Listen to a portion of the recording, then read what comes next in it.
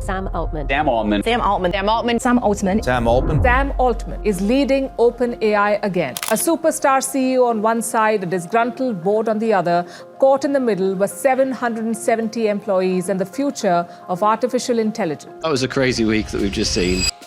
So why did OpenAI fire Sam Altman? Why is he back as CEO in just 5 days? This idea that AGI had been created.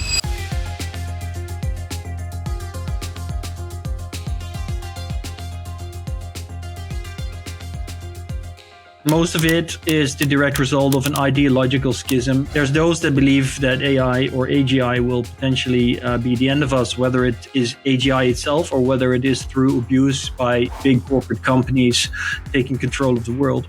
And then there's those that believe that we should progress as fast as possible because this technology will save humanity. What are your viewpoints in respect to how it evolves from this point today? The question is where does this leave us and what does it mean? Well, that was a crazy week that we've just seen. And I thought it was a good opportunity to jump on before we dive into the full breadth of the podcast to capture what the latest update is. So as we're recording this now, Sam has now gone back to OpenAI. So yeah, let's get your view on this kind of merry-go-round that we've just witnessed. Well, it's actually funny. I just get a message from one of my oldest and best friends who's actually a developer, and I talk basically everything that happens in AI land. I discuss with him, and when the first, on Friday night, Saturday night, when everything first happened, I was talking to him and I said to him, I'll wager that Sam will be back. I wager Sam will be back. And I have to admit that by the time it was, I think, Sunday night, I was starting to worry, that I'd lose the wager,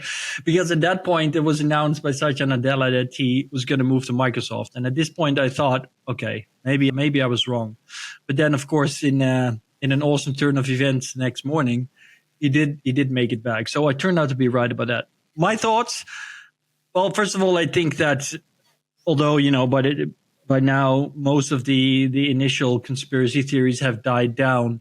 But one of the things that I noticed was that everybody was very quick to jump on this idea that AGI had been created. And this was the big reason that Ilya Sutskever got rid of Sam. I said from day one, and I still maintain that had nothing to do with it. Even though now there's, of course, a very serious narrative going around about Q star and what does Q star entail, and everybody's trying to figure out what it really means.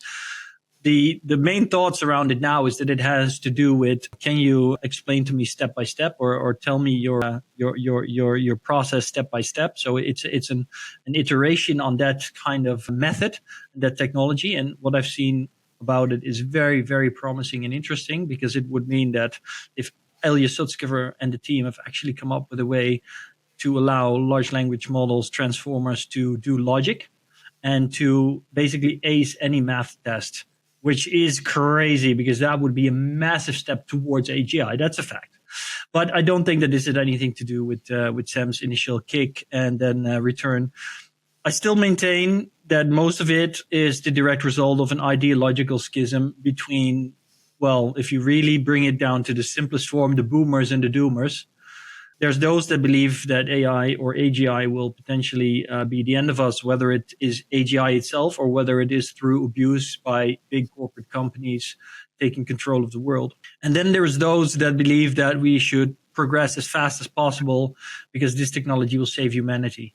And although that's a little bit of a simplification, and I'm not really convinced that Sam is all the way in the boomer corner, because that's what people now say, like Sam is a boomer and he just wants to go and get all the guardrails off and go as fast as we can. I don't think that's the case, but I do think that he's willing to go much, much faster than, for example, Ilya Sutskever and maybe Adam D'Angelo were comfortable with. Definitely Mira Murati was not comfortable with that either. And I think that is what initially led to the situation. But I think that, we've seen what happened. I think that Ilya Sutskever throughout the weekend became to realize that whatever he was trying to do to make things better was actually making things worse. And that's what turned him around. And I think that's what turned the whole situation around. Although I did hear that Emmett Shear actually played a significant role in Sam's return because of the questions he asked. And I was quite positively surprised by that, because initially I was kind of worried that this guy, who I thought had a massive lack of knowledge in the field, was actually coming in to be the CEO. And I even tweeted something to him, or X'd, I don't know what you call it these days, but I said something like, I really think that somebody of your stature should have known better than to accept the job. But I was a little quick with my conclusions, because although he had said yes to being open to accepting it, he didn't actually just accept it. And so he did what I thought he should have done. He played a very significant role in the conversation and was the grown up in the room. And I think that, together with Satya Nadella's very strategic decisions, is ultimately what saved the day. And I think this all for the best. So that was a very long answer. I guess, like, before we open it up to the rest of the podcast, which this will link into, what are your viewpoints in respect to how it evolves from this point today? Well, on the one hand, I would say that there is a possibility for this strengthening OpenAI in the team and the relationship between OpenAI and Microsoft in a way that is beneficial for the development of AI. And what I mean by that is that I kind of, you can draw the parallel. If you break a bone and it heals, it will heal stronger than it originally was, right? That's usually how that goes, because the scar tissue is stronger than the original. That could happen because I think that Sam Altman is the kind of CEO that could pull that off. He is not Steve Jobs, and I really want to emphasize that. He's not Steve Jobs. He's not Elon Musk. He does not have an oversized ego, and therefore he would be capable of mending things that they would have never been able to mend. And if you look at Steve Jobs, for example, coming back to Apple, he got rid of everybody that ousted him initially, right? And Elon Musk would have 100% done the same thing if he'd been in the same situation. That's how we know him. So I think that's interesting. However, having said that, I think that the whole situation did kind of weaken the kind of fail-safe that was built into the company structure for OpenAI, right? Because before all of this happened, the way it was set up was that the board was in a non-profit, even though it had a for-profit, substructure, so to speak, where investors could step in. And the whole situation was such that the board would always be at odds with the shareholders. And this was a very conscious, complicated, and not, standard, but conscious setup to maintain that kind of control over the whole thing. And I think that structure, I don't know exactly what the new legal structure is at this point, but I'm pretty sure that some things have changed. And even if it's just the board members that have changed, I think that we might now have a situation where the investors, the shareholders, and in this case, that's mainly Satya Nadella, Microsoft, will have far more influence over the company.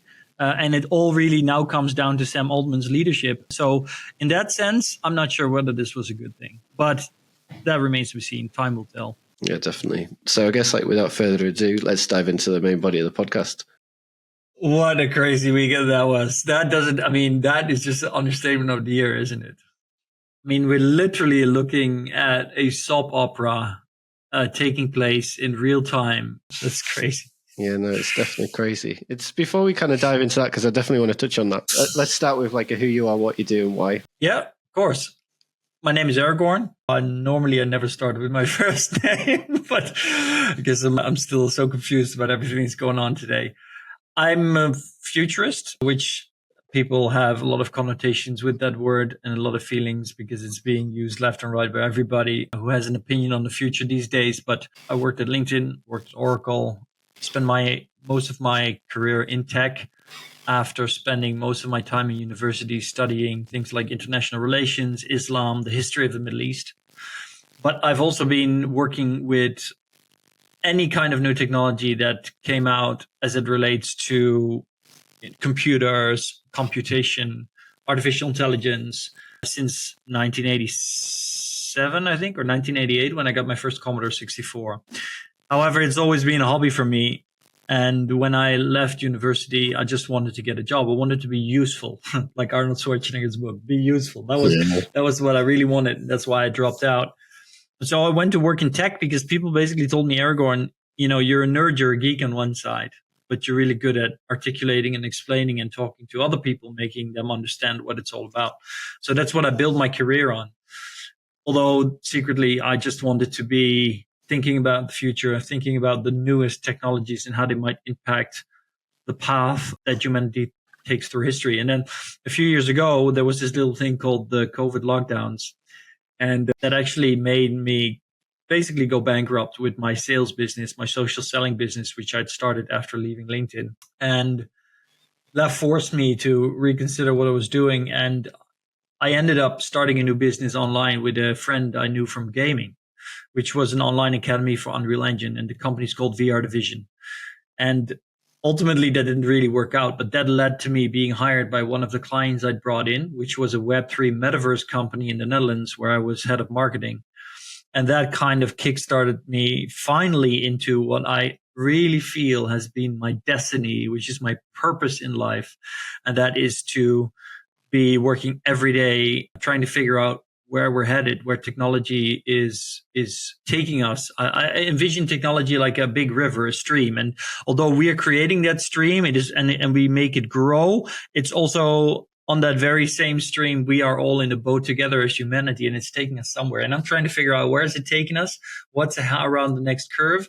And how can we, make the best of that? So yeah, that's me in a nutshell. That was probably a 3-minute nutshell. No, this is good. This is good. But talking about where technology is taking us, obviously we're recording this on the 20th of November, and we've just landed on possibly one of the most crucial moments in AI, specifically in respect to Sam Altman and what happened at OpenAI, and like today, Monday, he's now at Microsoft. But yeah, let's maybe walk over your views and take us to what led to that separation, in your opinion, and also kind of what's the implications of it moving over to Microsoft now? And yeah, man, it's crazy.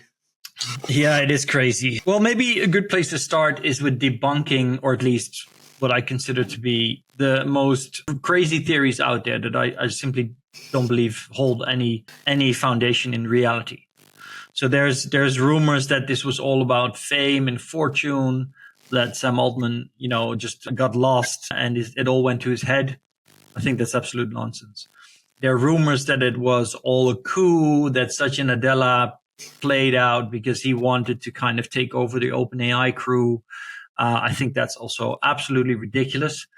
No uncertain terms here. There's, of course, the initial idea that was going around X and online was that they achieved AGI, artificial general intelligence, and that this is what led to the schism between Ilya and Sam. I think that's another absolute impossibility at this point, or at least very intractable. I mean, if you'd give it the statistical probability, I would say that the probability is less than 1%. There's some other theories out there, but my personal take is really that it comes down to emotions and ideology. It's been very clear for me for a while now, from reading a lot about Sam and reading a lot about Ilya and reading a lot about the start of OpenAI, that both of them have a very deeply ingrained belief that artificial general intelligence is something that can be achieved, even though most AI scientists would have been very skeptical about it even just a few years ago. And they don't just believe it can be achieved, they believe it can be achieved within 1 to 2 decades. Yeah. And they started about, 7 years ago, I think. They're united in that belief. I mean, in fact, Sam Altman made it a requirement for everybody who would work at OpenAI to be a believer, which is kind of weird if you think about it, because he was basically hiring a cult. But that's a fact. I think where Ilya, which is whom is arguably the most important and most genius prodigy scientist in AI and machine learning in the world right now, and Sam really differ, I think, is on the potential risks along the way to getting to our AGI. And I think initially they were kind of aligned on that, but I think that over the past year, with the absolutely mind-boggling rise of ChatGPT to prominence, I think that they've separated in terms of ideology. It's my belief that Ilya is scared very deeply, and this is what made him decide to do what he did over the last few days, which led to this situation. He's scared very deeply that we're going too fast, that the guardrails are off, and that big tech will try to take this technology and use it to their own benefit, to the detriment of most of society. And I think that down the line, he also believes that if we go down that path, AGI will be created without the necessary precautions put in place. So in that sense, he's very much, I think, in the same camp as Mustafa Suleiman, for example, from Inflection, formerly DeepMind. And even Jeffrey Hinton, maybe, who's really in the doom corner now and says, I'm preparing for the end of time. Sam Altman, on the other hand, is, I think, just a lot more optimistic. Sam Altman believes that we can do this, and that to do this right, there needs to be one party that is leading the way, that is literally far ahead of the competition. And he believes that the way to getting ahead of the competition and staying ahead of the competition is by gaming the system and using the capital and money that is available today through, for example, Microsoft, to achieve those goals. And I think that Sam Altman really, really believes, and this is something that I feel is confirmed in, for example, the way the shareholder agreements were set up for OpenAI. He believes that once AGI is achieved, and he thinks that this will go very rapidly, I'm pretty sure he believes we'll have a fast takeoff scenario where AGI will very rapidly develop into super intelligence. And past that point, all bets are off. I really think that he believes that once that happens, the world will be reshaped. There will be a kind of singularity moment, just like Ray Kurzweil talks about, just like, many more scientists are now finally starting to take serious, where beyond which we simply cannot fathom what the world will look like, what society will be like, because everything that we take for granted right now will be swept away in a matter of days, weeks, maybe months, but that's it. And so he doesn't really believe that it really matters which technology or which company will at that point be the one funding the technology, because once this technology takes off, it doesn't really matter anymore.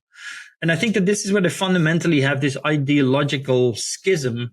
And I think that is what drove Ilya to try and pull on the reins, so to speak, to kind of give off a signal and a sign and take control back and try to guide everything back into this kind of non-profit, a slow, responsible kind of progress where scientists were in the loop and it wasn't about pushing out products. And rather than talking to Sam about that and trying to make his belief, better understood, or maybe he did try that and it didn't work, I think he desperately went ahead and worked with the rest of the board, I guess now former board, I'm not sure, to take control of the company.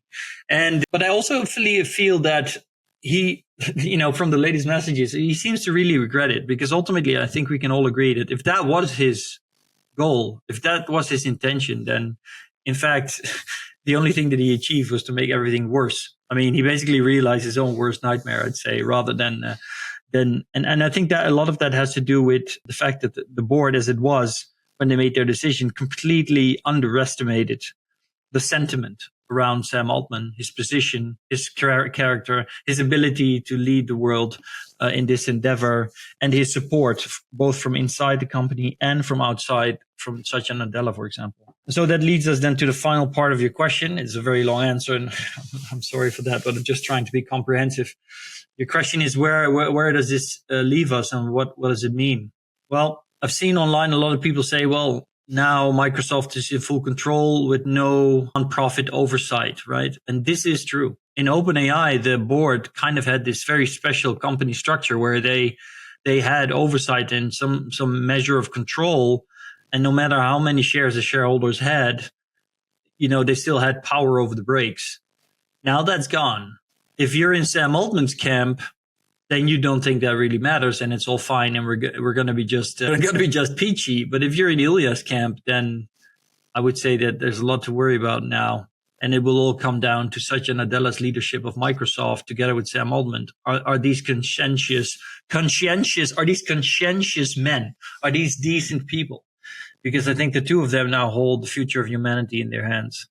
At least that's what it seems like for the moment. Yeah, and I definitely believe that to be the case, because the way that I look at it is, I'm with Ilya in respect to his viewpoint on when AGI is achieved, that kind of the intelligence is far superior as to what human intelligence is. So it almost becomes, I remember seeing I think it was The Guardian. I think actually you posted it and I was reshared it the other day, earlier today.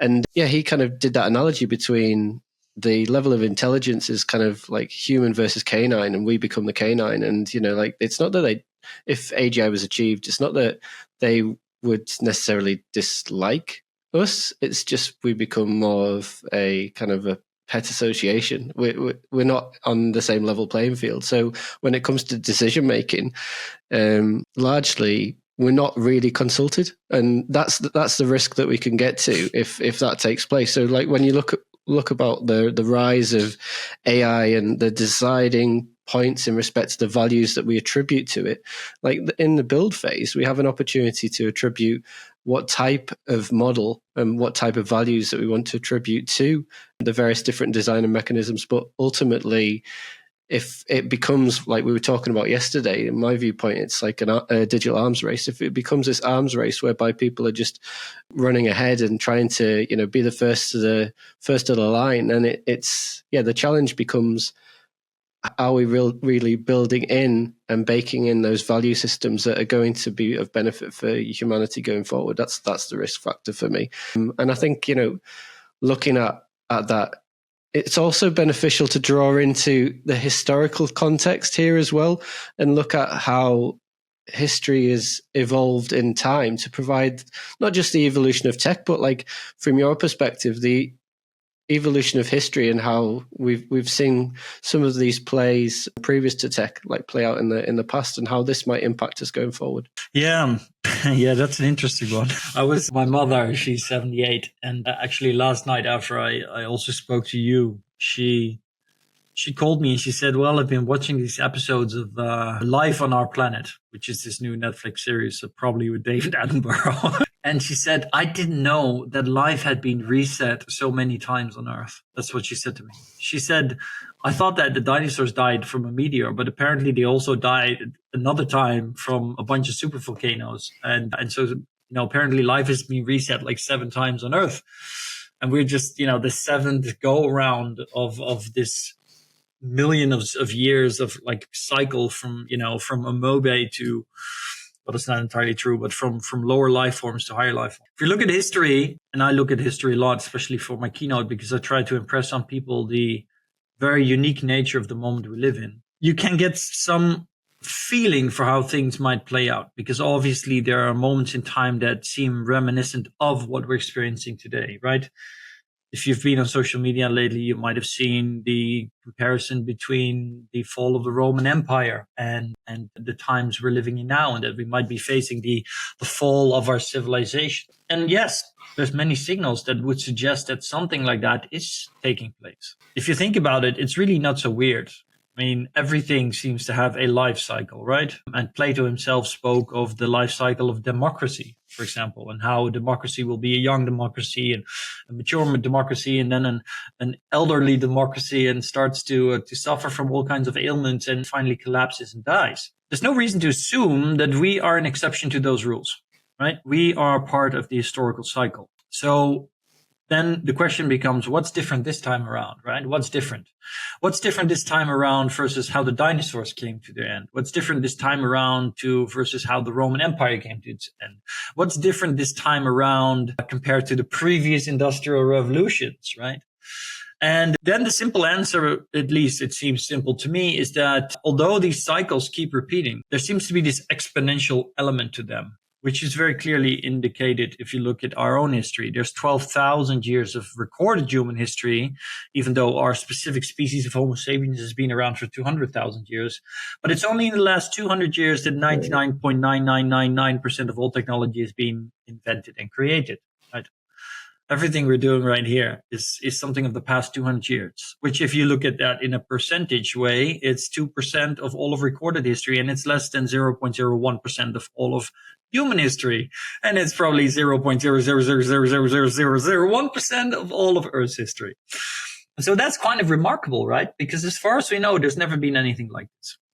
And our technology seems to be accelerating its own development, its own innovation. And artificial intelligence is a very clear culmination of that cycle, of that exponential trend. And Ray Kurzweil in his book, The Singularity is Near, called this the law of accelerating returns, which states that technology in and of itself actually accelerates the progress of new technology, its invention and its diffusion throughout the world and society and its impact on everything. I think that's a very important thing to take in mind, because that specific thing makes this whole situation we're in extremely unique, because that means that despite there have been 7 times that life came and went on this planet, this is the first time in all of those billions of years that there is technology in the mix, which has seemingly been exponentially accelerating its own progress and its impact on the world. Yeah, definitely. And And we were talking yesterday as well about a book by Howe and Strauss called The Fourth Turning as well. And like they kind of point to these historical evolutions over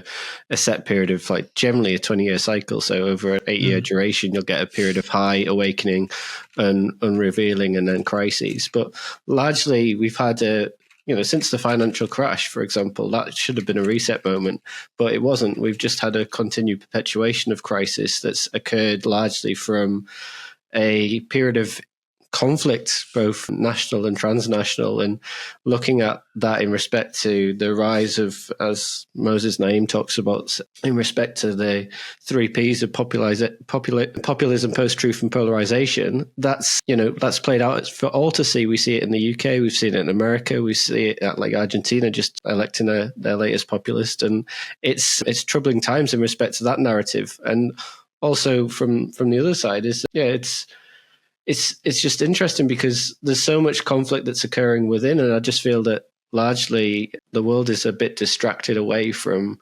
the longer plan and the larger impactful issue, and that is, for me, that's the technological context. So they're missing this like larger transformer per se. So yeah, looking at like transformers, I'd love to get your insight in respect to that as well. Oh, you're really making these little bridges super smooth. Yeah. So the transformer. Well, let's see. I guess like if we go back to where I finished, the realization that we're in a very unique moment in time, because this is the first time that technology is having this kind of impact on the changes in the world.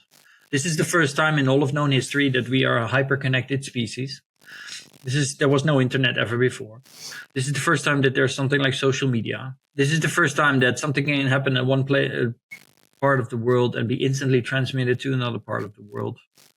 This is the first time that billions of people have a voice that can be made publicly available for anyone to hear or see.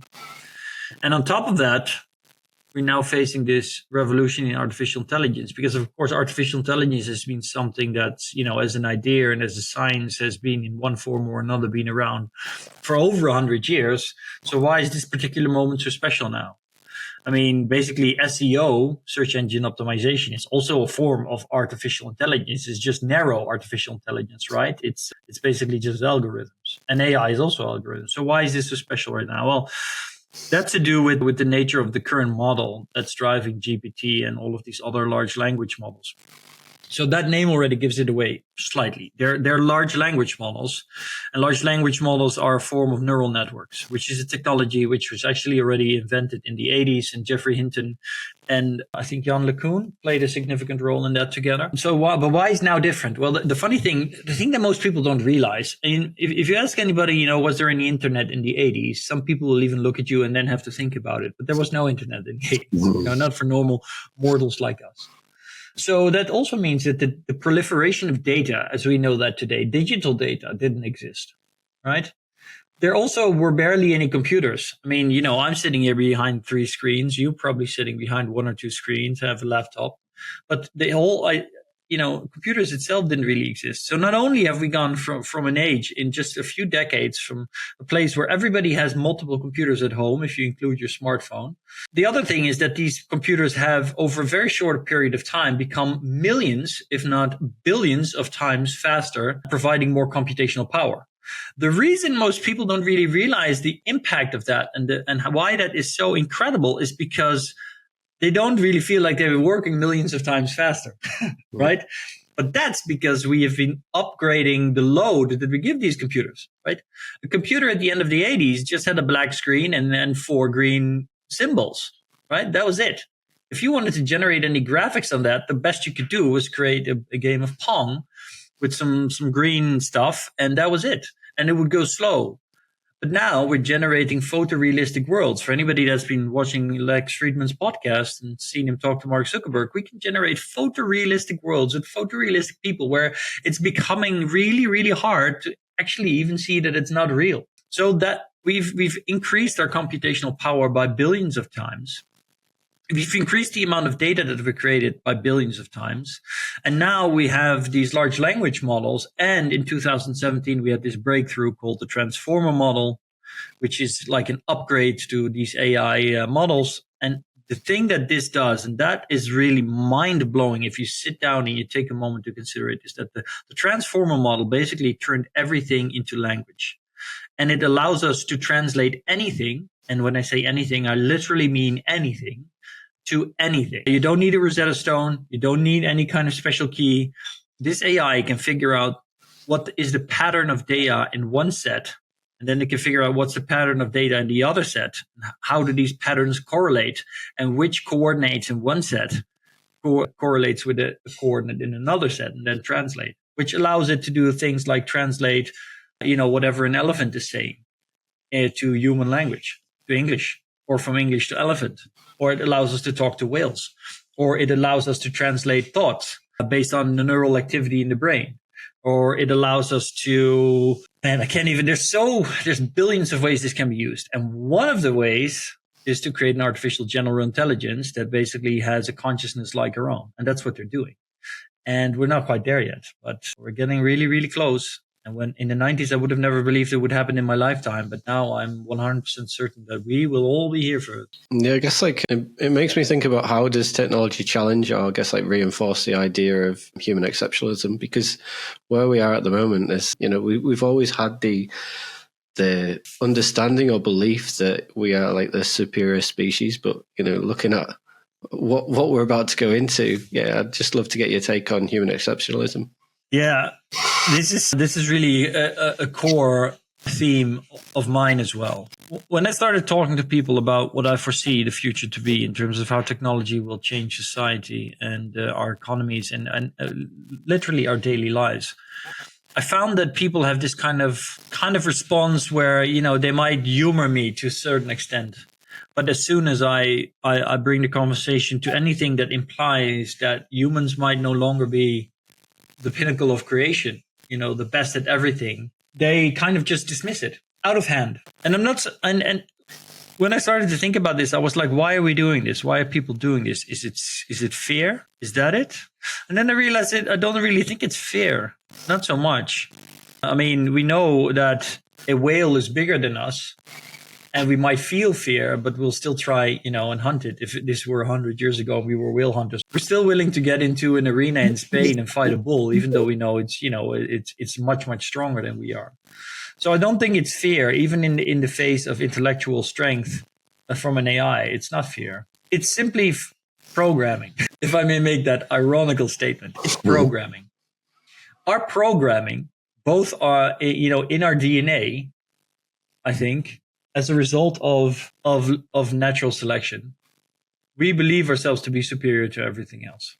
And on top of that, and potentially if the first part of what I just said is not actually true, and there's no proof of any kind of DNA programming that gives us the predisposition to feel superior, then at the very least, it's programming by hundreds, if not thousands of years of human religions and belief systems. Because think about it. Islam tells us that we're God's creation. We're superior to everything. The whole world was given to us by Allah. Christianity, the same thing. The whole world was created for man, for Adam and Eve. And even women are inferior, in fact, to men to some extent, because women were created from the ribs of us, right? And then, you can just keep going. Not all, of course, not all, but the far majority of popular religions in the world today and belief systems in the world today believe that man is superior, that we have the God-given right to rule this earth and everything in it should be inferior to us and serve us. So we've been programmed to believe us. But the science is showing us something completely different. Science shows us that, in fact, really, we're just one possible form of a multitude, infinite amount of forms that could be taken on an infinite spectrum of intelligence in an infinite amount of possible realities. And so we are just a speck in on the canvas that is reality and that is the universe. And we just happen to be the first intelligent species on this planet, or at least the first species on this planet to reach this level of intelligence. And so it's really just logically the next step, that we will create something that will surpass us in every way. It's really inevitable. It's like the board. And it's crazy because I guess like this underlying arrogance that we have as a species is led to a lot of the conflicts that we see throughout the world today, you know, in respect to economic crises, in respect to crashing of economies. There's always this desire by a few to do things to the detriment of the many. And, you know, one of the books I referenced yesterday when we were chatting, because we were talking about like what we believe led to Brexit and the chaos that is in fact Brexit. And, you know, there's one book that I pointed to, and that was by Jacob Rees-Mogg's dad, called The Sovereign Individual. And, you know, that book was written in the, I think, 80s, early 90s. And, you know, that desire for this kind of crazy ultra neoliberal world whereby, you know, remove all restraint, all governance, all guidance, all restrictions, and create this overarching opportunity whereby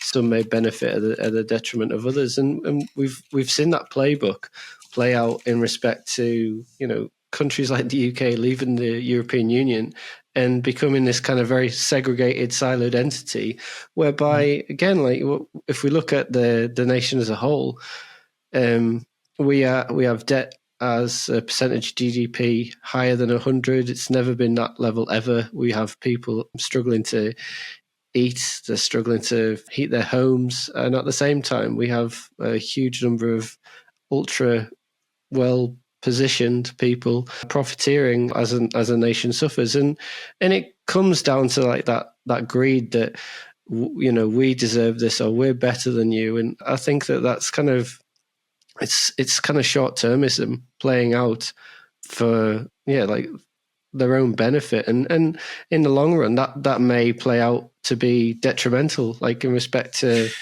how people ultimately do push back. Like when you look at periods of pain, largely following the pain comes a period of reflection and comes a period of progress following that. And, you know, when we all went into lockdown, for example, that's the greatest example of pain. It was a shared collective pain that everybody felt, everybody went through, and it led to a lot of reflection. And from the back end of that, we're seeing some amazing companies and amazing new businesses and an amazing new landscape being formed out of what was the ashes of chaos. And I think equally it makes people question as to paradigms. I've heard many a time a discussion point in respect to is now the moment to shift away from Milton Friedman's viewpoint of capitalism and neoliberalism, and surely we're in a moment of a paradigm shift. And I think that, to be honest, it's not necessarily going to be a paradigm shift as we saw from Keynes to Friedman, etc. It's not going to be like that moment. I think largely institutionally it'll be led by groups such as OpenAI, or even further down the line, bearing in mind the implications of what's happened with Sam going to Microsoft. There's an opportunity for Microsoft to lead the way, or is it going to be Google? But it's not necessarily going to be a economic model that will change the landscape. It'll be this overarching technological advancement that is going to make people question, well, you know, do we need to, you know, well, if we're looking at the fact that some people may lose their jobs, then what are the wider implications of that? Where's the welfare state? How does that play out? How do we support people? And the nations that will largely prosper and do well are the ones that at this moment in time are reflecting and going, well, how do we better support people through this transition? Because it's going to be pretty savage at moments, but it'll be like most things. There's positives and negatives on both sides. So I'm interested to see how that plays out, because, you know, if you do go down the route of just total, you know, greed and carelessness, then largely by the time this technological movement takes place and comes into light, then yeah, I do think that a lot of economies will be at risk unless they start to fail safe against their people. Man, so many thoughts about everything you said. I'd say first and foremost, I think that the transition that we are heading into is a storm unlike any we've ever seen. And I don't think it will be a paradigm shift that will go by anywhere near as easy as we've seen previous paradigm shifts. I mean, I think compared to what's going to happen this time, the explosiveness and disruptiveness of it, the previous three industrial revolutions will seem like, you know, walk in the park. The Enlightenment itself will seem like a walk in the park. The French Revolution will seem like it was, nothing. I really think that what we're looking at here is a complete and utter kind of implosion of the system itself. And when I say the system, I kind of look at it again from the historical perspective. You could say neoliberalism is maybe 100 years old, right? You could say capitalism is maybe 200, 300 years old. You could say that the foundation of these systems in one form or another is a few thousand years old, right? But the conclusion you'd have to come to then is that, at least if you go back in recorded history, a few thousand years ago, I don't know exactly in what particular time, but we started making coins for the first time, for empires, for kingdoms. We started making currencies. And so the whole current system that we use, as far back as we can remember, is one that is based initially trading goods, value for value. And then the next one was trading it for coin, value for product or service. And so we believe that this is the only kind of system we can have. We are convinced, because this is all we've ever known, that this is the only thing we can have. There has to be work put in, there has to be an effort made, and there has to be a return, and there has to be a profit, because otherwise, that's how we think, that's how everything's built. But if we look at the world around us, if we look at nature itself, it doesn't work necessarily that way. Trees don't make a profit and put that profit in the bank, right? It's not how it works. So the whole idea, and maybe this is not the best metaphor, but the idea that is the pinnacle of economic systems is just that's an illusion, right? We had just happened to stumble upon, the first few colors on a spectrum that's infinite, and we haven't even tried any of the other forms or shapes because we haven't been able to discover them yet. We haven't invented them yet. And this is the kind of mindset that we need to keep in mind. But to get there, we first need to break out of our current illusion, our matrix, so to speak. We think that we are stuck in this system and it has to be this way. That's because we're comfortable there. At least we think we're comfortable. But what's coming now I'm pretty sure it's going to break everything. It's really going to break everything. So to come back to your initial mention of the sovereign individual, I haven't really read the book, but I have some idea of what it is about. So on the one hand, we're seeing, for example, technologies like Web3 that lead to decentralization, which is also a topic covered in the book, if I'm not mistaken. And I can see significant benefits to that. In fact, I would say that it's probably a necessity for the future of digitized society. But on the other hand, I think that what really is necessary right now is almost like a step back. With the rise of the internet, we really lost, we got out of touch with our humanity. On a two-dimensional internet that is created mostly around the content of our words, we lose a lot of our humanity because we don't have any of the nonverbal cues or communication that we evolved to use. Don't have any tone of voice. We don't have any pheromones. We don't have any smells or, taste or any of those things. And so I think that it's kind of a half reality. We're only seeing part of the equation there. And that's why it's not functioning. That's why it's creating this toxic environment.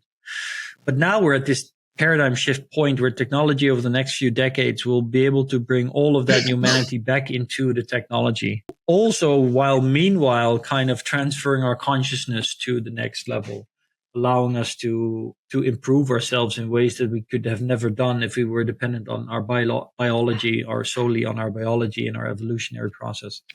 So I think that what we're heading into is going to be a complete reset of everything that we know and whatever is beyond that, it's just something that will be very hard for us to contemplate from this side of the mirror. Yeah, I guess like some of the indicators that I look at from a paradigm shifting moment, and I agree, it's not going to be like a traditional ones that we've seen prior. It's going to be different. And let me explain why. I think looking at the landscape of the world around us at the moment, like with the rising population, like people living longer, etc., you'd see the variance between the different generations within the workplace versus those kind of the exiting the workplace. You also, we talked about this yesterday in respect to how people consume their content and how there's this interdependency upon technology. So when we look at things like the metaverse, when we look at things like Web3, a lot of people are kind of, there's a lot of skeptics about the metaverse and saying, oh, well, that was a failed thing, but it really isn't. It's just like an iterative process. So akin to like when we saw the first iPhone come out, like that didn't in its MVP, it didn't even have copy and paste. So now, like, we have all these different layers into it, but part of an MVP is getting the minimal viable product out there and testing it within a marketplace. And you look at the marketplace today, and like, where do people go to for certain age groups to, search and learn about things? A lot of people are leveraging TikTok or YouTube, where, we don't traditionally go to newspapers to pick up our news. We take it from an awful lot of diverse and different perspectives and different locations. And it's not all, if you're based in the UK, you don't just read UK news. You can take news from here, there, and everywhere. And equally, people are living out their lives in a digital form already. And when I say that, we talked about digital fashion and the rise of money that go in respect to digital fashion when we spoke yesterday. But then further to that is the advancement of tech, again, in respect to this augmented reality. So we see at the moment like Meta and Ray-Ban partnering up to create a first entry point, I would say, into a viable price point that, it's $200 versus like Google's, which was like $3,500. So, I know which one I'm going to go for. And it's interesting to see how that's going to play out, because, like, we are going to see this like synergy, this merger between digital and reality, and this augmented reality in itself is going to blow a lot of people's minds that don't see this kind of moment coming. But then equally, when we do transactional exchanges in respect to money, like, when was the last time you had any money in your hands? Like, we don't, like, I'm 40 now, and my generations and the ones below, none of us carry currency. It's all digital. So in that respect, when you look at larger economies that are propped up on a set currency, with consistent turbulence, like, you have to doubt the dollar. You have to doubt the long term and the strength of the dollar. And when we talked about yesterday, talking about like the rise of Bitcoin and others, I'm not saying that that's going to be the grand scheme, but I'm just saying that we have all of these different avenues in respect to how we engage, how we connect with people, how we kind of create communities in this augmented reality that we live within at this moment in time. That is going to be the first focal points of a paradigm shift, because it's a movement that's already taken place.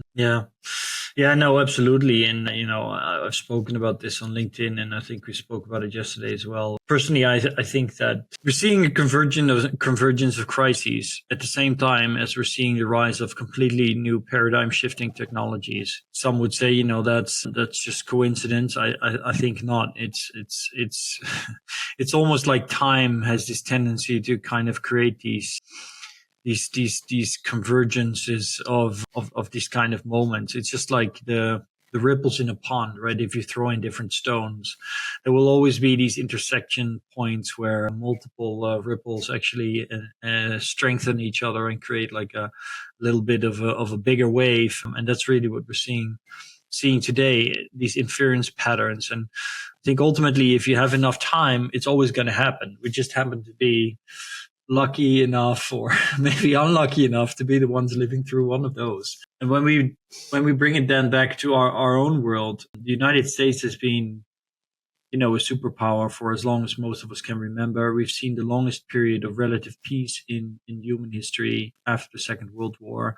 And our memories as human beings are extremely short, which is why, for example, now you see Gen Z people in the streets protesting for free Palestine and anti-Semitism on the rise again. A lot of this has to do with the lack of memory that we have as a species. And we've, of course, been reasonably successful in countering our lack of genetic memory or generational memory by providing education. But now we find ourselves in this time and age where the truth is something, this extremely fluid thing. Nobody's quite sure what it is because there's so many sources for information. And amidst all of that uncertainty that creates, that kind of it undermines, democracy and the nation state. And this kind of brings us back to the start of our conversation, that point where we are now, where are we at the end of a phase, of a cycle, of a civilization? And I think that's very much the case. And then when you look at the dollar, the US dollar is the American currency. And although there's many more US dollars in the rest of the world than there are in the United States itself, whatever happens to the United States will have an impact on what happens to the dollar, because in people's minds, they are just inevitably related and connected. And of course, in the United States right now, people are not even so aware of it. But if you listen to television interviews like Last Week Tonight or something like that, I think actually, was it the Tonight Show? It was something like that. And I think it was Bill Burr, and he was talking about going to the tent camps, to the tent cities. Just think about that. This is a comedian that talks about going to the tent cities like it's something that people do every day. What he's referring to is that there's whole blocks in cities like San Francisco and there's just homeless people living in tents. Like, you couldn't even imagine this in a European country, but this is the new normal in the US. And once you let that really sink in, you realize how the US has gone from this absolute superpower where basically everybody lived in this very high level of comfort and wealth after the Second World War, to now a nation where, 10% of its population is actually homeless. And they get no support from nobody, and nobody gives a shit about them, and people throw food at them. So this is, the rest of the world feels this as well, which is, of course, why we're seeing a lot of conflict right now. We see other geopolitical powers testing the waters to see, how far can we push it? What's going to happen? Will the dog just bark, or will it actually bite? So the whole world is destabilizing. We have all these technologies on the rise. We have climate change. We have all these crises. We have a convergence like we've never seen before. And once the first domino starts to fall, that's going to have a cascading effect to the whole system. Yeah, I think it's so intriguing because, like, back to what we were talking about in respect to corporations, there's no allegiance. You don't, in respect to where you need to be attributed to. Now, with things like transfer pricing, and in respect to also the ability to work within a multitude of locations remotely, or even from a global company, the desire and the need per se to be in a set location. If you look at it from a governmental stance, if the rules and regulations are too stringent in respect to taxation, etc., then they can up sticks and leave. And in that respect, if you then have, we saw it early doors this year in respect to the volume of people that are turfed out of Twitter, or X, but the brand formerly known as Twitter. And, all of these mass exoduses of amazing, talented people from companies that have the ability to just say, well, no, you've got no rights. And within many European nations, there's things like Workers' Time Directive, etc., that you can kind of legislate for and mitigate against. But in respect to America, where this has been a grand scheme to remove a lot of people's rights and not really opportunities, but rights per se, then it leaves them so open to to challenge. It's crazy. Yes, I think what's really quite remarkable when you come to think about it is that what we're seeing now is that actually what makes us truly strong as humans is our ability to create communities. And to create communities, we need to have a sense of empathy, a sense of belonging, and a sense of shared ideologies or ideas at the very least. And this is also the problem with democracy. And I know that this has been, fortunately now it's becoming a little bit more acceptable to discuss this. I mean, if I'd said democracy, was not the end all and be all of political systems 10 years ago, people would have probably lynched me in the streets against all democratic values. But today people are starting to see, because the thing with democracy is, it gives a voice to everybody. And in that sense, you'd say, well, that's a good thing. But the problem is that ultimately those subcultures within any democracy start to drift. And there will come a point where they drifted so far apart that they no longer understand each other, feel no more empathy towards each other. And then you get this kind of, Dutch we call it verzuild. It's like this polarized kind of society, right? Where you have all these different groups that don't want to have anything to do with one another. They don't want to cooperate. They don't want to work together. And this is kind of the antithesis to community and to togetherness. So after the Second World War, and actually part of what led to the First and Second World War was, of course, this sense of nationality, right, which gave rise to the name Nazis in some way. And we think of that as being bad, because that was kind of the other extreme of the book, right? We were we had such strong communities, but because we started to go into this global world, these communities would war on each other. Well, really, that was just a continuation of us having our tribes. So it seemed like that was really bad. But now we're seeing the other end of that spectrum, where we're completely having societies and communities fall absolutely apart because there's nothing that binds them together anymore. There's no shared beliefs. There's no shared systems. Even things that seemed fundamental bedrock of society. We have men and women. It's now something that's up for grabs. We're not even on the same page on that anymore. And that just shows you the kind of crisis that we're in. Because ultimately, for humans to be strong, to do the things that we did throughout the ages, like build incredible cathedrals and churches and nations and bridges and technology and go to the moon, that all resulted from us being communities. That all resulted from us coming together, right? Even the space race, which seemed to be a battle between Russia and the US, ultimately brought the whole world together in this attempt to kind of push beyond the possible into the impossible, to see, what is the limit of what we can do.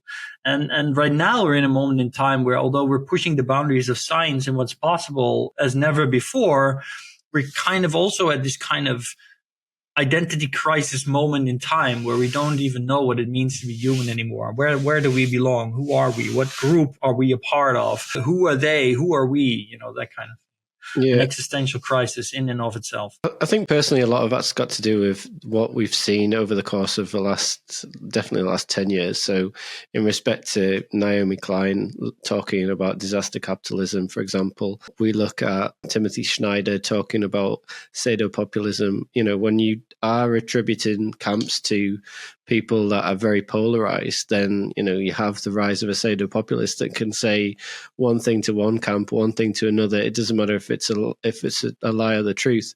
They can still say it, but then they are still willing to then go to that extent where they might have some pain themselves, but as long as the person that is their opposition are feeling the pain even more so, then they're willing to do that. So you end up seeing people rise to power that should get nowhere near power. So, I'll give you an example. For example, like we in the UK, we've had Boris Johnson, who did an absolute shocker when it came to the COVID response. And we're seeing that at the moment in respect to the COVID inquiry.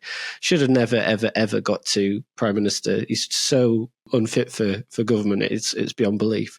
Then we had followed him, Liz Truss, who lasted 48 days, crashed our economy, and now we have Rishi Sunak that is just not doing enough. We have it's not necessarily critique on them. It's just more so an honest critique in respect to the turbulent times that we're in at the moment. Like, now is a time for more calm heads in respect to the challenges that are ahead, because it's not all doom and gloom.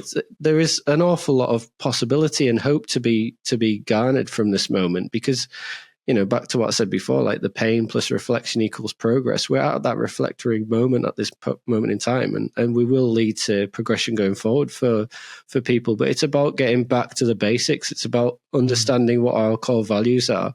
What is it that we want to attribute individually? What our motives are, and how that feeds into the communities that we serve, the wider society, the businesses we work for, and holding people accountable to those kind of pillars, and just say, well, if you want objectivity, openness, transparency, etc., then these are going to be the values that are going to hold us not only strong as society, but also strong in respect to the emergence of future technologies. Because one thing we haven't talked about in this is, the fact of when when we do get, it's not just the advancement in respect to AI and, the AGI, it's the opportunity and advancement that we're seeing, such as in Boston with the Boston Robotics, and how quickly they've brought on robotics over the last 10 years, and how that kind of increase and push for the advancement, how that is potentially going to play out in wide society, because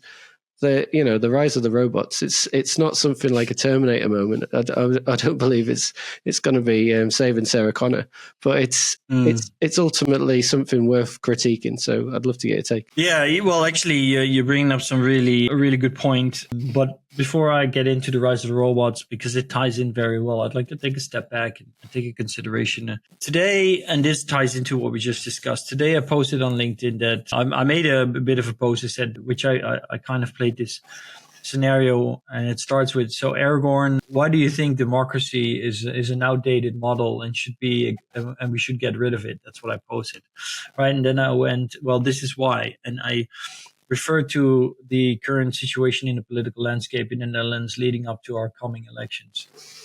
I think that the thing is that democracy doesn't function anymore because we have too many voices shouting against each other. And it's just creating this kind of, quagmire of ideas and of opinions and of interests that can no longer lead to anything coherent, because all the powers are basically negating each other. As much as there's powers that want to go left, there's the same amount of powers that want to go right, and it's all just canceling each other out. And so we're going nowhere. We're stuck, right? Or to use another analogy from Plato himself, we're like a ship full of people, and everybody is a captain, and they're all trying to fight over, where to steer the ship and where to go, but nobody's up in the rigging, right? This is where we are today in today's world. And so somebody asked me on LinkedIn, how do we solve this? And I didn't answer this there because I thought people would not take me serious, but I'll answer it here. It's not something that can be solved in the next, 1 to 5 years, but it's definitely something that can be solved in the next 2 decades. And the reason for that is this. I believe that the true solution forward is, first of all, to create an AGI, artificial general intelligence, and then to simply put that in control. We make that the new king.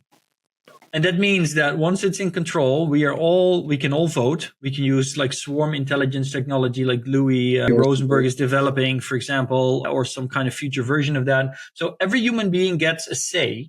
We will be able to give input to this system. But ultimately, the system will decide what happens. And once it has decided, we simply do and we follow up. Right? And the reason I believe that this is the only way forward is because humans will always be humans. In our current shape and form, we will always be fallible. That means that if you have a human in control, then you can be either lucky, you have a great king who is morally, high standing and doing well, or you have a deplorable, indecent human who just takes advantage of everybody else to his own advantage. And ultimately, you always get human politics where they murder each other, even if you have the good ones. So we have to have something that is beyond all of that. I think that's the only way forward. Tying that back into what you started to discuss about robots, that future might seem very dystopic if humans are then left to do the labor, right? Because that would basically turn us into these kind of peasants in techno-feudalism, where we have some kind of metal mind overlord that rules over us and we're just slaves, right? But that's not the future that we need to face at all. If we manage, and I'm not discussing the risks that Ilya Sutskever that we discussed in his doc. You brought up his documentary on The Guardian, but I'm not. There's significant risks to creating AGI, and there's significant hurdles to creating an AGI that is aligned with our best interest. Right? That in and of itself is a massive challenge. But let's assume for a moment that we can. I mean, so far in history, humans have been able to overcome any technological, any engineering challenge that you put in front of us. So why would we not be able to overcome this one? This is my thoughts on this, especially not if we have artificial intelligence, capable artificial intelligence to help us along the way before we get to AGI. If we do that, then that would also mean that AI will start to inhabit the physical world through robotics. right? That's already happening today. We already have machines in Chile that are picking apples. That is a combination of AI and robotics. We have robots that can operate on an egg, cut it open and sew it shut without a human interfering, except for giving it instructions by voice. All of this, and this is just the very, very earliest beginning. Over the next 10 years, I'm 100% convinced that we'll see a point where robots will take over the most complex jobs in the world, like surgery.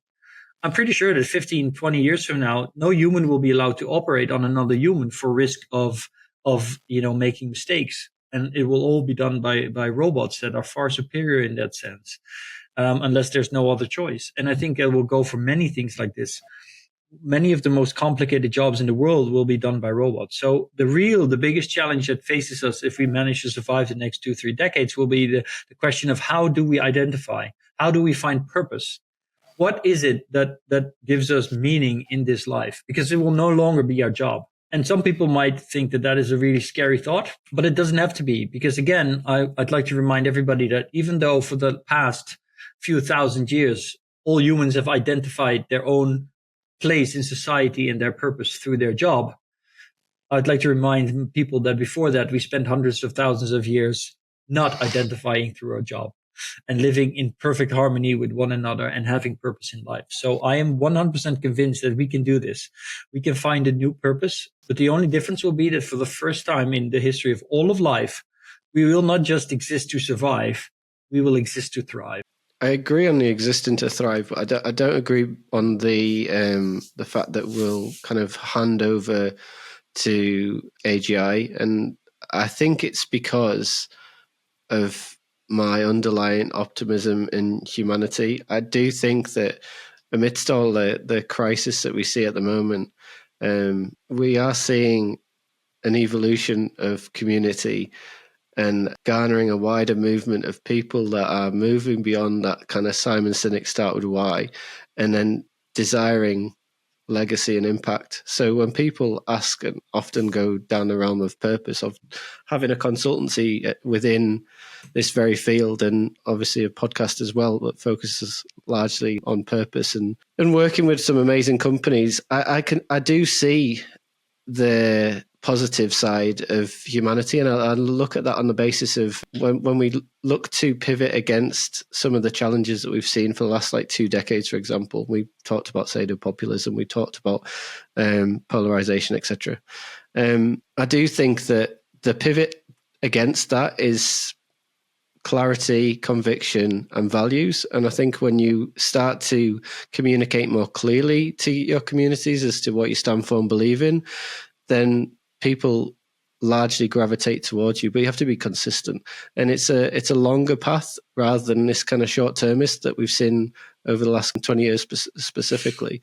It's a longer path towards more longer term aspirations. So it's not necessarily about here and now, it's about cultivating more future conscious thinking and behavior for future generations. So we become the ancestors our future descendants need.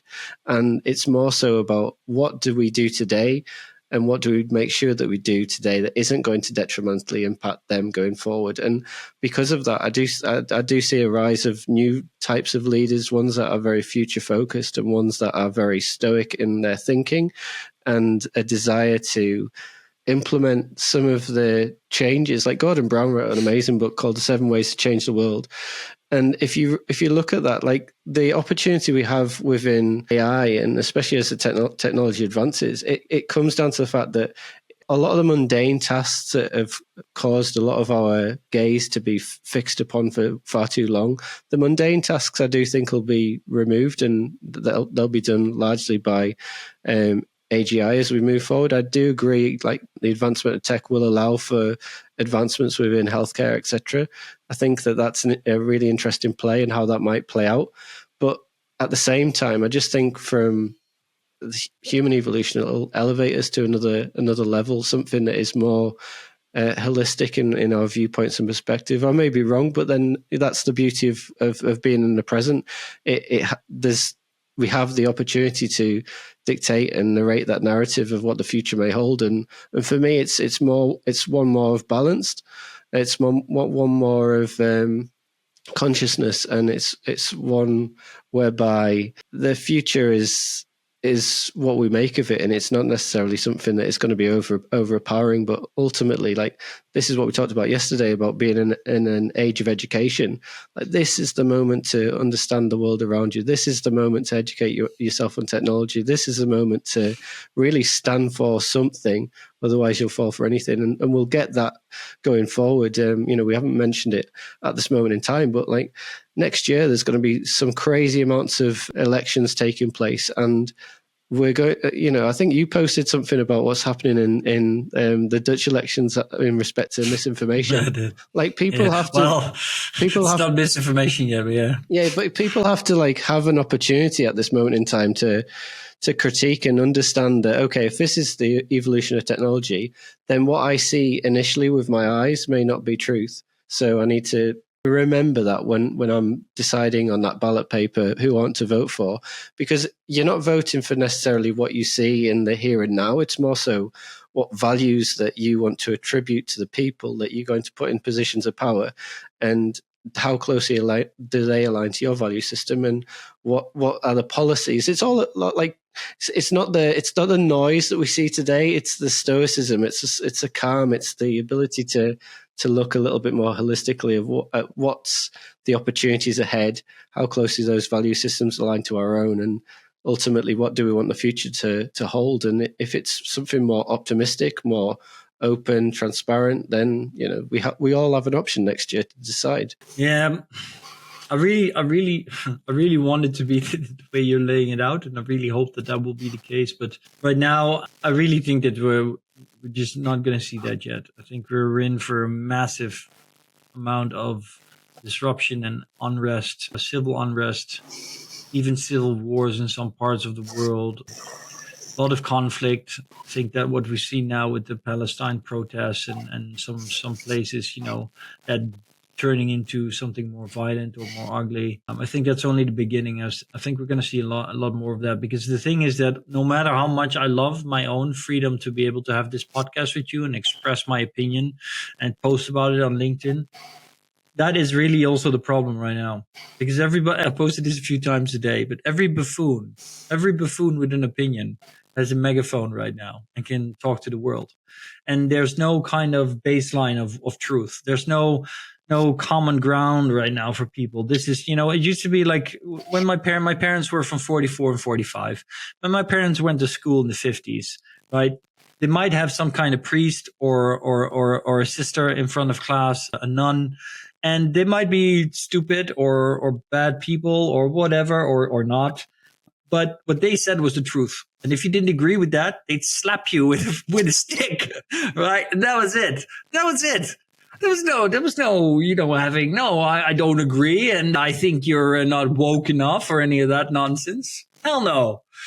And although that seems maybe to some people like this horrible kind of time to live in, it created a sense of unity.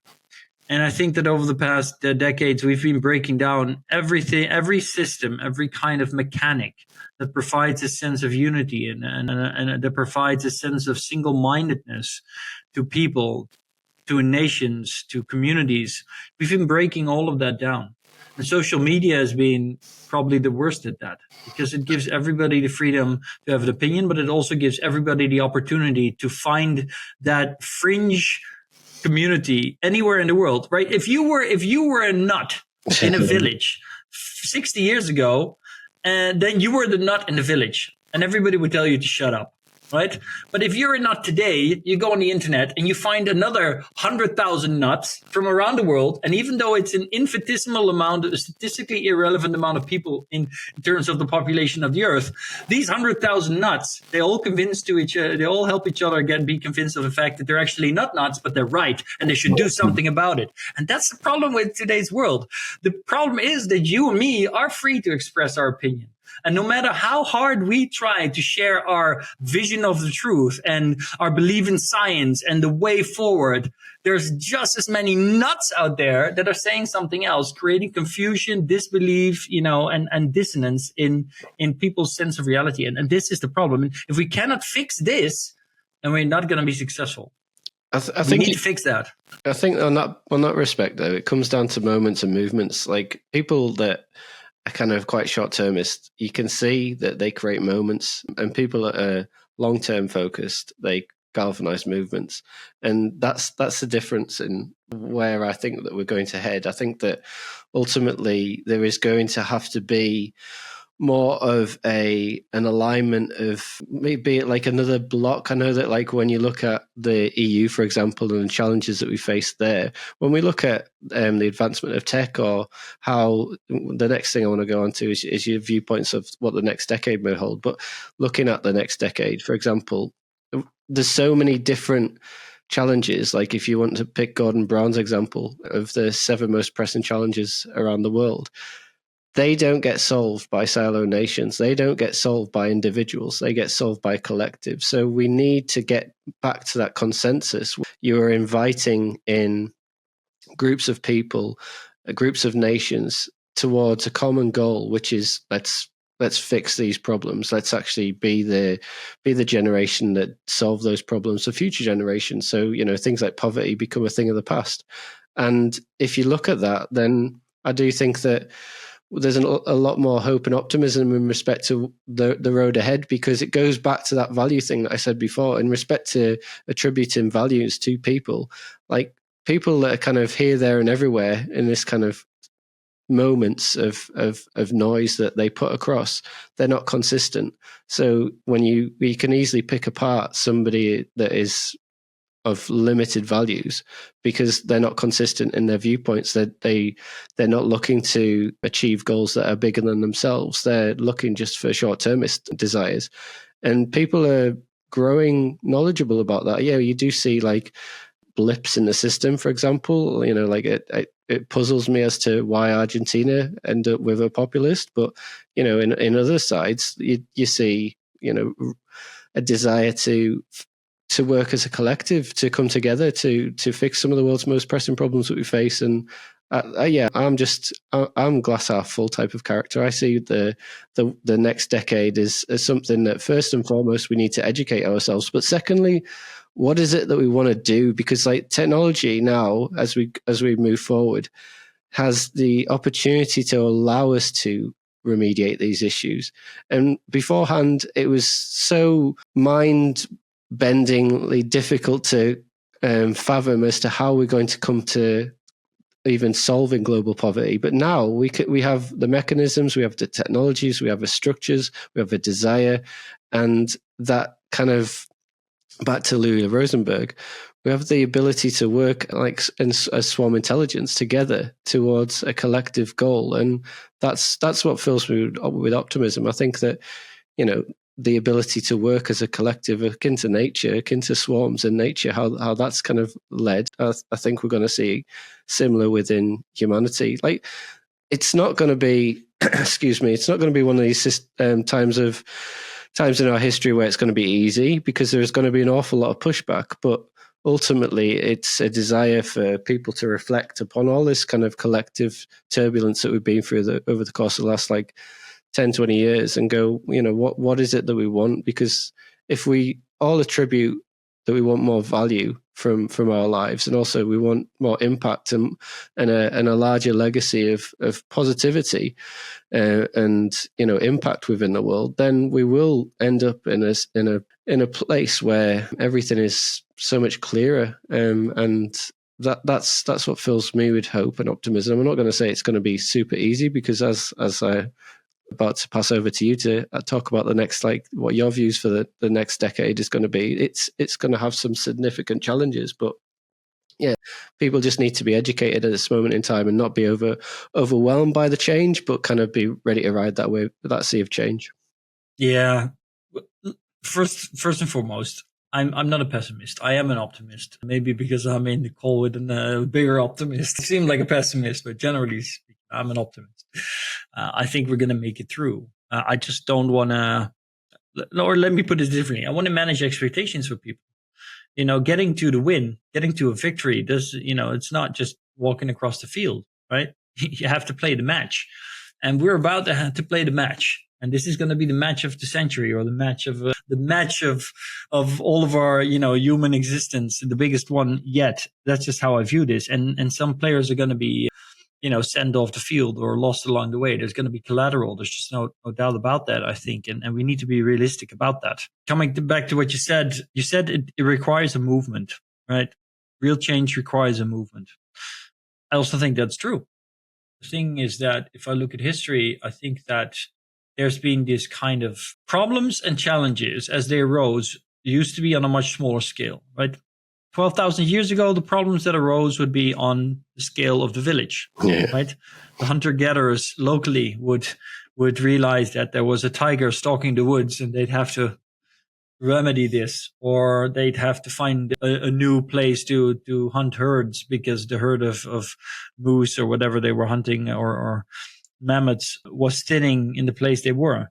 These were local issues and they could be solved locally. And then as we went through history, our communities grew. We went from tribes and villages to cities and nations, and the problems became bigger. The problems became problems of a nation. But because we are Homo sapiens, we not only are very intelligent, but we also can communicate. And so we managed to create superstructures that allowed us to act with communities where even the members on one side had no idea of the existence of the members on the other side. But within the nation itself and within the rules and systems we created, we were able to collaborate and tackle these problems. But every time, if we had bigger problems to solve, we solved them because our communities grew bigger and we were collaborating together. We collaborated across villages, we collaborated across cities, we collaborated across nations. But we're now in this point in time where our troubles, our challenges are global. There is no doubt about this. Climate change is a global crisis. The migration that will result from that will put economic stress on every nation on the planet. Artificial intelligence is also a global thing. Technology, wealth, and inequality are now global issues. The food supply is a global issue. The problem, however, is that we've not grown into a global nation. We're still fractured and fragmented. We still have countries in Africa that are poor, and we have countries in South America that are a little less poor, and then we have countries like the US where we're extremely rich, but in none of these places, even these places themselves, due to the internet and social media for a big part, we can no longer find consensus on anything, let alone that we can find consensus and that we can found a global community and a movement as a whole to come to really change things. I mean, even right now, look at the climate community, the climate movement. This week or last week, Greta Thunberg was in the Netherlands and she was speaking to a climate march. And in the middle of her speech to the climate march, she started to rant about Palestine and giving her view on that political issue. And then another man came on stage, a Dutch man. He took the microphone out of her hand and he said, I am not here to talk about your political view. I'm here for climate change, right? So there you go. Even this community, even this movement itself is now being fractured by another crisis we have to tackle. And I think this is really the challenge. And you already mentioned Louis Rosenberg and his swarm in technology and intelligence technology. I think this is one of these technologies that has the potential to solve this problem. The problem is that the only way to kind of come to a point where we will all be willing to agree globally that something needs to be done might very well require a calamity of catastrophic size and global impact. And that's something that I'm a little worried about, because I really don't see how we're going to get there from where we are right here. That doesn't mean it's impossible. We have incredible technologies and their potential is growing every day, but something has to give somewhere. We need to kind of realize that we're all in this together. We need to somehow get this realization that we're just 8 billion meat maggots on a blue spaceship flying together, and that if we don't help each other out, we're going to be lost. And I feel that right now, I don't really see how that's going to happen. I know it's going to happen over the next 2-3 decades. I know it's going to happen. I just don't know how. And I'm a little afraid of what the how will look like. Yeah, definitely. I think it's worthwhile. We've mentioned about swarm AI, but there's a couple of more things I want to kind of touch upon before we close out. And I think like the first thing is super intelligence. Looking at that kind of whole cosmic endowment, I'd love to get your viewpoint on that. And then obviously some people won't know anything about singularity, but I think that's worthwhile touching on as well before we finish off with some key thoughts and takeaways. Yeah, so the cosmic endowment is this term from, is it from physics? I'm not even sure. Well, it's definitely a term that's being used a lot in the artificial intelligence realm when discussing superintelligence and the future of humanity. It's something that Ray Kurzweil talks about. It's something that Nick Bostrom talks about. It's this idea that when considering options in the now and what path to take, basically everything that lies before us, our complete potential in the universe, right? That's the cosmic endowment, right? So what you and me might not be around, but humanity might, if we make the right choices, be around for another million or millions of years. And in those millions of years, we might transcend to a different state of consciousness. We might digitize ourselves. It doesn't matter. It might still or will still be humanity that is around, and that humanity might come to colonize the whole universe, right? In fact, we might become one with the universe. I know this sounds like crazy, but that is what the cosmic endowment is. It is that all of our potential futures, all of them, all of that we might achieve, that is still unrealized. The complete unrealized future potential of humanity is the cosmic endowment. And so that's really important. The decisions that we make now might have an impact on that cosmic endowment, right? If we develop an artificial intelligence that significantly hampers our potential or our ability to reach our full potential, then we are also risking our cosmic endowment. Actually, Toby Ord wrote an incredible book on this called The Precipice, where he discusses the nature of existential threat that we're faced with in today's age and going forward also with AI and AGI. So that's that. The singularity has a lot to do with that as well, of course, because the singularity is this idea, this proposed idea, which I think started with von Neumann, and then it was reiterated by Werner Vinge in the 90s, and then picked up by Ray Kurzweil in his book The Age of Spiritual Machines, and then The Singularity is Near. It's this idea that the exponential nature of technological progress leads to this point in time where the progress compared to today's pace is literally as good as vertical. Right. And so beyond that point, it's like an event horizon of a black hole. Everything is sucked in. So we can see the black hole as we're approaching it. But once we get to the event horizon, we can't see beyond it because no light can escape. Right. Nothing from that potential future can escape to us because we cannot read any signals that might give us any indication what it will be like, because there will be such a different set of rules that govern that kind of existence. Just like inside of a black hole, all of physics basically breaks down, and we don't really know. We don't really know what's going on. And so this is the singularity. And 10 years ago, there was maybe 2 or 3 scientists in the world that took this seriously, and then there was a bunch of nutcases like me who were fans of Ray Kurzweil who thought that this was going to happen. But now we find ourselves in 2023, and suddenly there's scientists all over the world that are starting to take the whole idea of a technological singularity very serious in the face of artificial intelligence and artificial general intelligence, as it might be the most significant technological advancement to create such a singularity in our future. And I think that's going to happen. I think that bar some calamity in the next 2 decades that wipes out all of humanity all at once, even if only a few of us can survive with our technology intact, then there will be a human technological singularity that will propel our consciousness into the cosmos to expand at the speed of light at some point. The real question is how many of us are going to be there how many of us are going to survive? Or in the terms of Altered Carbon, one of my favorite series and book series, how many of us will actually turn out to be myths? Just going back to the very beginning, do you think that that's kind of the singularity was maybe one of the things that led to what occurred within OpenAI over this past weekend? And no, I know that theory has been going around, but I highly doubt that. I mean, I believe that all of this is going to happen, and people still say, Aragorn, you're crazy, right? This is impossible, intractable. It's never going to happen so fast. And now there's more people that believe that it will happen. But even, you have to remain reasonable. You have to remain logical, right? What happened this weekend doesn't change the speed at which this technology is being developed right now. If AGI had been achieved, then I don't even think that what happened at OpenAI would have taken place the way it did. That first of all, but apart from that, it's just intractable. I mean, AGI could happen, 5 years from now. It could happen 10 years from now. It could happen 20 years from now. I'm sure that it will happen within the next 2-3 decades, but it is extremely unlikely. I mean, it's possible. It's not impossible, but the probability of it having happened recently and the probability of us being near that singularity is just very, very low. It's like a statistical, extremely low chance. It's like 1 in a million.